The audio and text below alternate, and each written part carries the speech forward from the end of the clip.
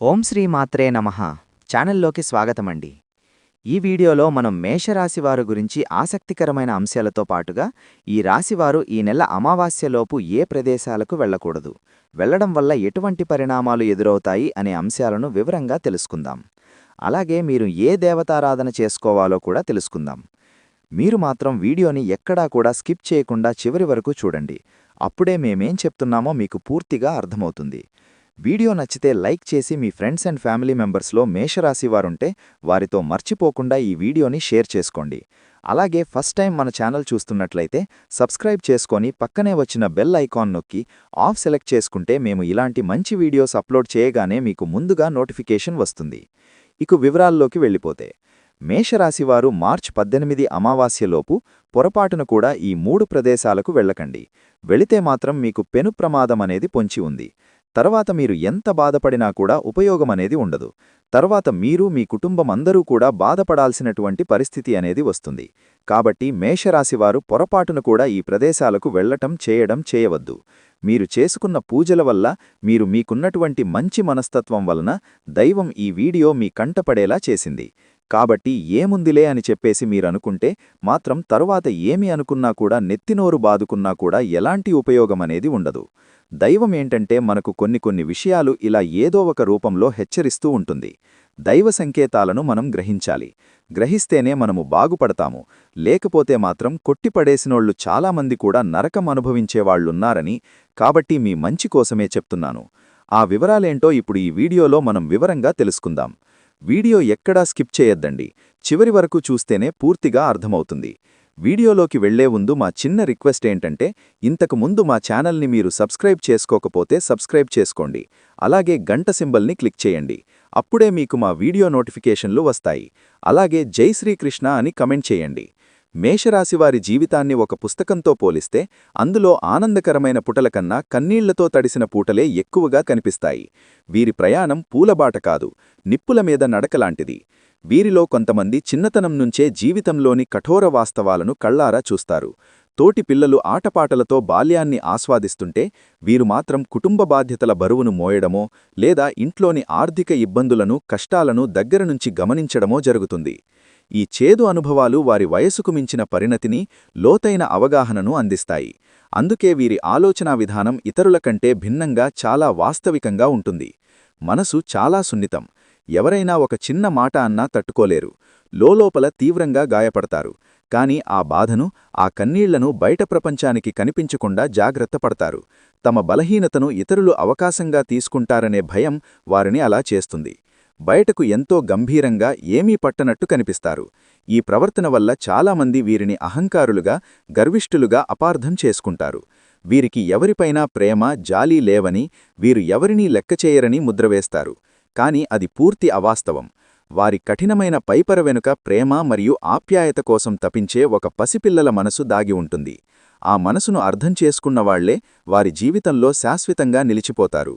నిజానికి మేషరాశివారి హృదయం వెన్నలాంటిది. ఇతరుల కష్టాలను చూడలేరు. తమకు శక్తి ఉన్నంతలో సహాయం చేయాలని తపిస్తారు. కాని తమ ప్రేమను, అనురాగాన్ని ఎలా వ్యక్తపరచాలో తెలియక చాలా ఇబ్బంది పడతారు. మాటల కంటే చేతలతోనే తమ ప్రేమను చూపిస్తారు. అందుకే వీరిని అర్థం చేసుకోవడానికి చాలా సమయం పడుతుంది.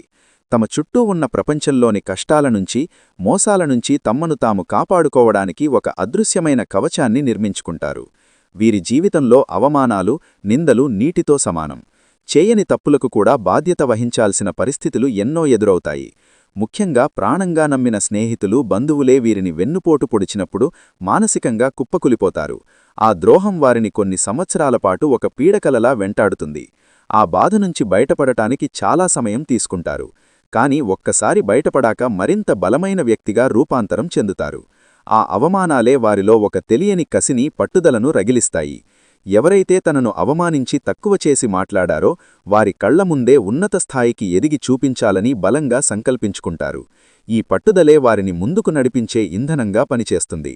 ఓటమిని అంగీకరించే స్వభావం వీరికి రక్తంలోనే ఉండదు. గోడకు కొట్టిన బంతి ఎంత వేగంగా తిరిగి వస్తుందో, కష్టాలు ఎదురైనప్పుడు వీరు అంతకు రెట్టింపు వేగంతో, రెట్టింపు శక్తితో పైకి లేస్తారు. భూమాతకున్నంత సహనం, ఓర్పు వీరికి వారసత్వంగా వస్తాయి. అందుకే ఎంతటి పెనుతుఫాను వచ్చినా, ఎంత పెద్ద సమస్య ఎదురైనా వెంటనే కుప్పకులిపోరు. మొదట పరిస్థితిని అన్ని కోణాల నుంచి నిశ్చితంగా అంచనా వేస్తారు.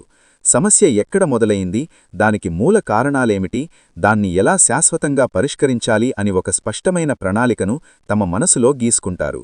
వీరిలో విశ్లేషణాత్మక నైపుణ్యం అద్భుతంగా ఉంటుంది. ఏ విషయాన్ని పైపైన చూడరు, దాని మూలాల్లోకి వెళ్లి శోధిస్తారు. అందుకే వీరు తీసుకునే నిర్ణయాలు చాలా ఆచరణాత్మకంగా, దూరదృష్టితో కూడినవిగా ఉంటాయి. తాత్కాలిక ఉపశమనం కోసం కాకుండా శాశ్వతమైన పరిష్కారం కోసం మాత్రమే ప్రయత్నిస్తారు. ఈ లక్షణమే వారిని నాయకులుగా నిలబెడుతుంది. వీరి సలహాలు ఎంతో విలువైనవిగా ఉంటాయి.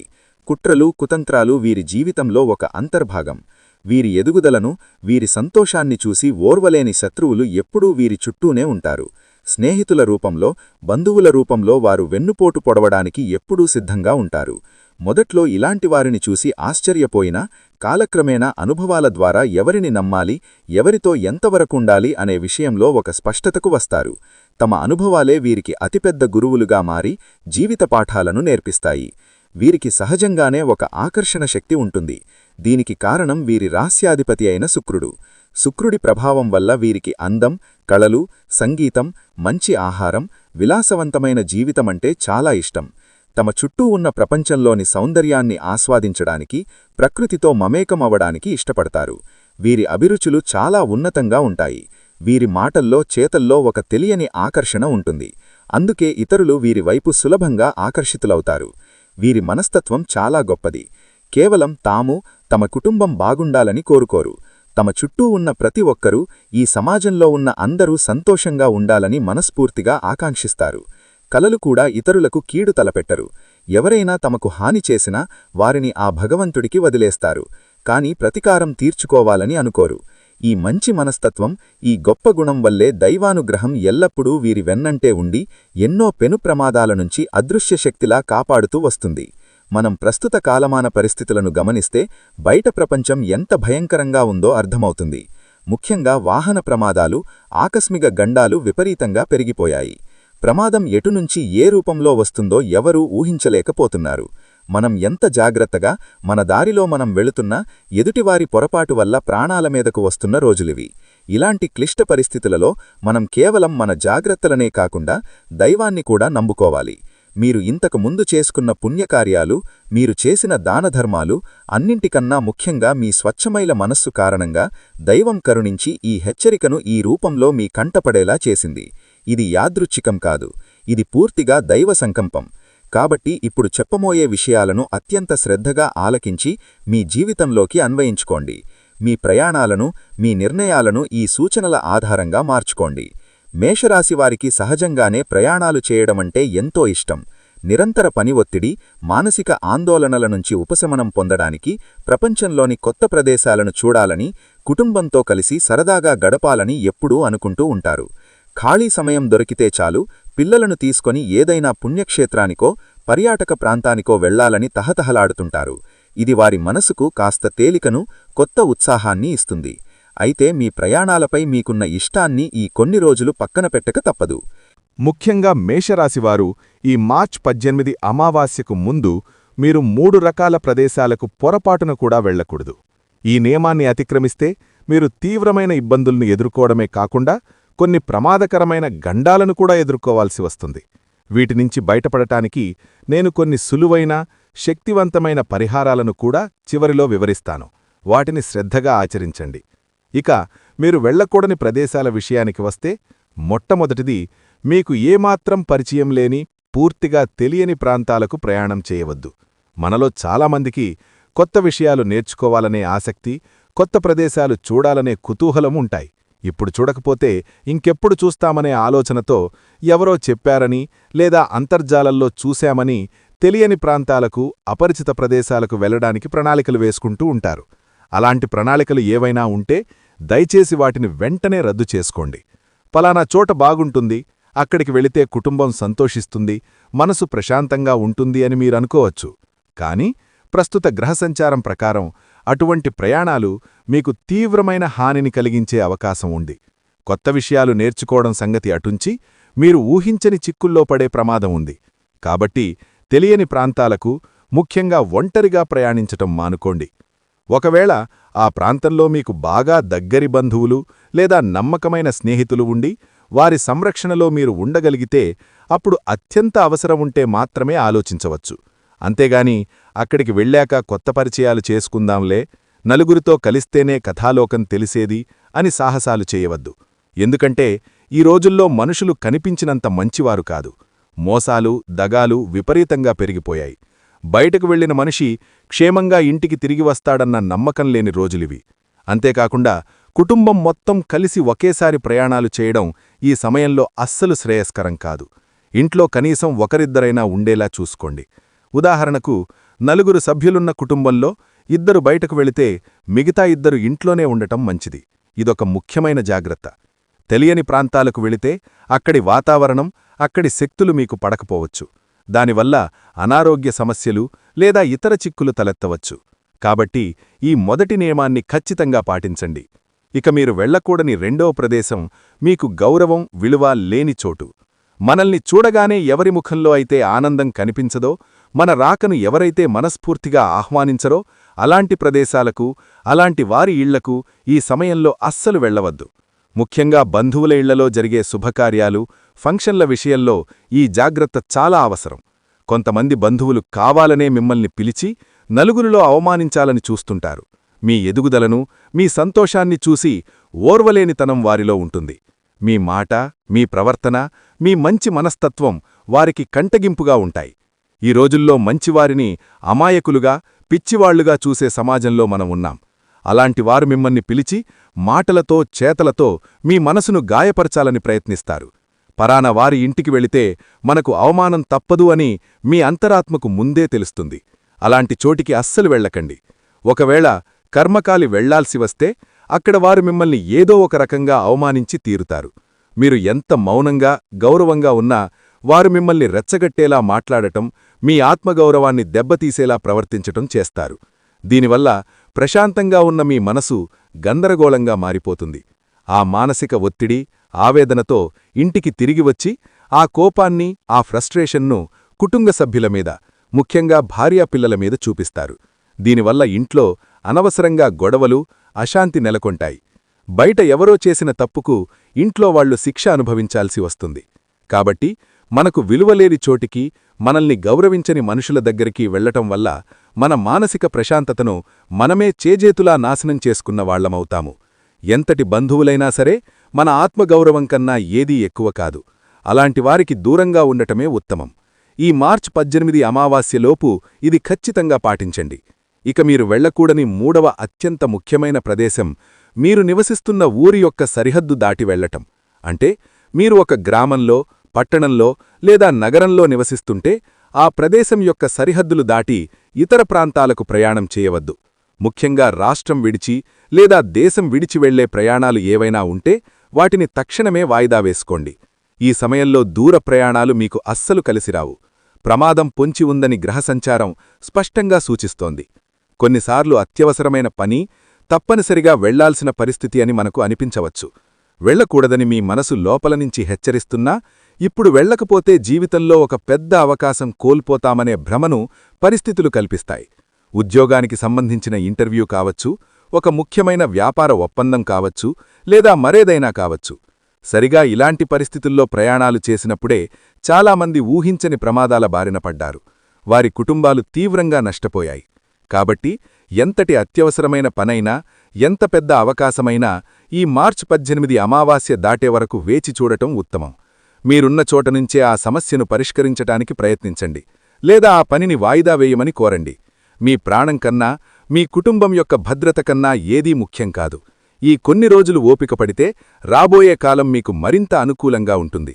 ఒకవేళ ఎట్టి పరిస్థితుల్లోనూ వెళ్లక తప్పదు, ఇది జీవన మరణ సమస్య అనేంత తీవ్రమైన పరిస్థితి ఉంటే అప్పుడు మీ అంతట మీరు సొంత నిర్ణయం తీసుకోవద్దు.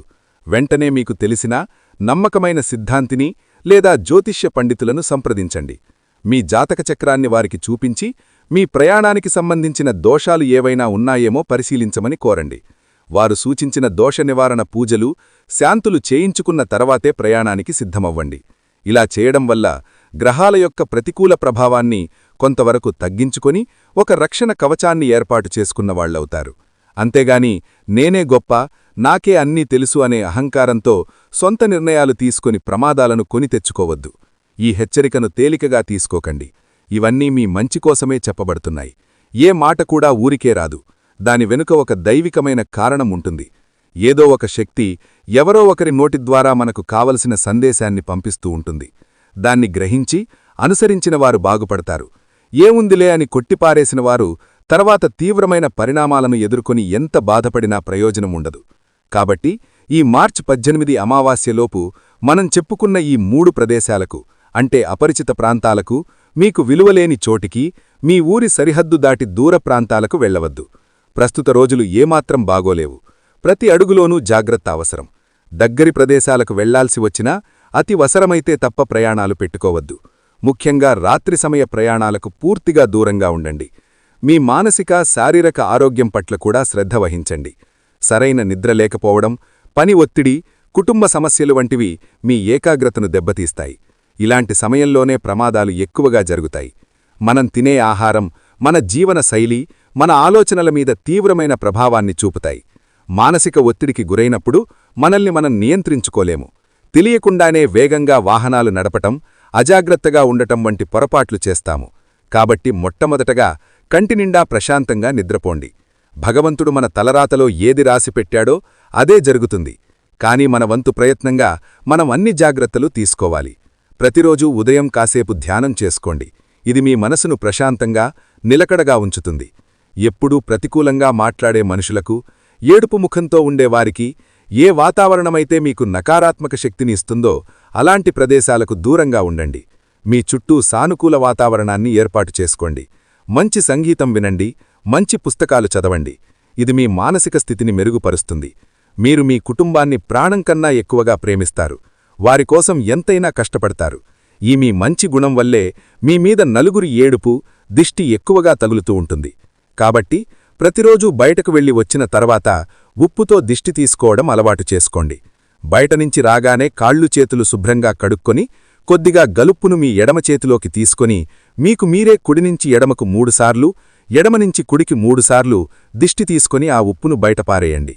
మీ రాశికి అధిపతి శుక్రుడు కాబట్టి మీరు ప్రతి శుక్రవారం లక్ష్మీదేవి ఆరాధన చేయడం వల్ల మీకు అద్భుతమైన ఫలితాలు కలుగుతాయి. అలాగే మంగళవారాల్లో అమ్మవారిని పూజించటం కూడా చాలా మంచిది. మేషరాశివారు ప్రతిరోజు లేదా కనీసం శుక్ర మంగళవారాల్లో శ్రీ సూక్తం, కనకధారా స్తోత్రం వంటివి పఠించడం వల్ల మీ ఆర్థిక ఇబ్బందులు తొలగిపోయి ఐశ్వర్యం సిద్ధిస్తుంది. శుక్రవారాల్లో లక్ష్మీదేవికి తెల్లటి రంగు పుష్పాలతో పూజచేసి పరమాన్నం లేదా పాలు, చక్కెరతో చేసిన నైవేద్యాన్ని సమర్పించండి. ఇది మీ జాతకంలో శుక్రుణ్ణి బలపరుస్తుంది. తద్వారా మీకు సుఖ సంతోషాలు, భోగభాగ్యాలు కలుగుతాయి. గోసేవ చేయడం కూడా మీకు అదృష్టాన్ని తెచ్చిపెడుతుంది. గోమాతలో ముక్కోటి దేవతలు కొలువై ఉంటారని శాస్త్రాలు చెబుతున్నాయి. ప్రతిరోజు లేదా మీకు వీలైనప్పుడు గోమాతకు పచ్చిగడ్డిని, అరటిపండ్లను లేదా నానబెట్టిన పెసలు, ఉలవలు వంటివాటిని ఆహారంగా అందించండి. ఇలా చేయడం వల్ల ముక్కోటి దేవతల సంపూర్ణ అనుగ్రహం మీకు లభించి మీ జాతకంలో ఉన్న మృత్యుగండాలు, ప్రమాద దోషాలు ఏవైనా ఉంటే అవి పూర్తిగా తొలగిపోతాయి. ఇది అత్యంత శక్తివంతమైన పరిహారం కాబట్టి మేషరాశివారు దయచేసి ఈ సూచనలను శ్రద్ధగా పాటించండి. మార్చి 18 అమావాస్య వరకు అత్యంత జాగరూకతతో వ్యవహరించండి. మీరు వెళ్లకూడని ప్రదేశాలకు వెళ్లకుండా ఉండటమే మీకు, మీ కుటుంబానికి శ్రీరామరక్ష. దైవాన్ని సందర్శించుకోవాలనే కోరిక మీకు ఎక్కువగా ఉంటుంది. కాని దైవం గుడిలో మాత్రమే కాదు, మన ఇంట్లో, మన మనసులో కూడా ఉంటాడు. భక్తితో ఇంట్లో దీపం పెట్టినా ఆ పుణ్యం మీకు దక్కుతుంది. ప్రయాణాలు చెయ్యాలనుకుంటే ఈ అమావాస్య గడిచిన తరువాత ప్రణాళిక చేసుకోండి. ఈ హెచ్చరికను తేలికగా తీసుకొని కొట్టిపారేస్తే నష్టపోయేది మీరే కాదు, మీపై ఆధారపడిన మీ కుటుంబం కూడా. మీ కుటుంబం యొక్క భవిష్యత్తు, వారి సంతోషం మీ చేతుల్లోనే ఉన్నాయి. కాబట్టి పరిస్థితులకు అనుగుణంగా, కాలానికి తగ్గట్లుగా మనల్ని మనం మార్చుకొని జాగ్రత్తగా ముందుకు సాగాలి. ఈ సమాచారం మీ జీవితానికి ఉపయోగపడుతుందని మనస్ఫూర్తిగా ఆశిస్తున్నాను. చూశారు కదండి, ఈ వీడియో గనక మీకు నచ్చినట్లయితే ప్లీజ్ లైక్ చేసి మీ ఫ్రెండ్స్కి షేర్ చేయండి. అలాగే జై శ్రీకృష్ణ అని కమెంట్ చేయండి. అలాగే మా కొత్త వీడియోలు మీకు వెంటనే చేరాలంటే మా ఛానల్ను సబ్స్క్రైబ్ చేసుకుని పక్కనే ఉన్నటువంటి బెల్ ఐకాన్ని ప్రెస్ చేయండి. ధన్యవాదములు.